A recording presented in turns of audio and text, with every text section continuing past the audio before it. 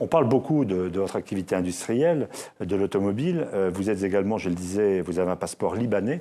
Lorsque vous voyez dans l'actualité, on parle d'un pays au bord de la guerre civile, de l'implosion, avec ces centaines de milliers de réfugiés syriens qui viennent sur le territoire. Vous sentez une responsabilité, un intérêt, ou pourquoi est-ce qu'on ne dirait pas demain, tiens, Carlos Ghosn, il laisse tomber les voitures et il s'engage dans le pays?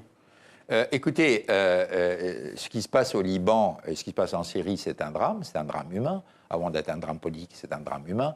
Voir des centaines de milliers de personnes qui sont, je dirais, condamnées à un statut de réfugié ou à la mendicité sans absolument aucune infrastructure, c'est vraiment déplorable.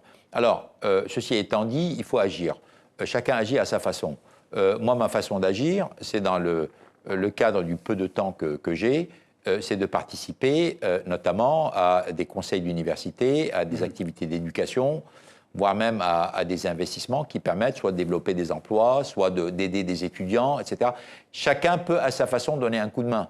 Mais devant le drame qu'il y a, ce sont que des petites gouttes d'eau. Mais même les gouttes d'eau sont nécessaires. J'entends bien, mais quand on a de telles responsabilités, vous êtes présent dans le monde entier à nouveau, vous ne dites pas certains jours, tiens, je repartirai bien au Liban, faire quelque chose, dire être dans le jeu politique institutionnel? Non, le jeu politique, je ne pense pas que ce soit quelque chose qui m'ait jamais tenté.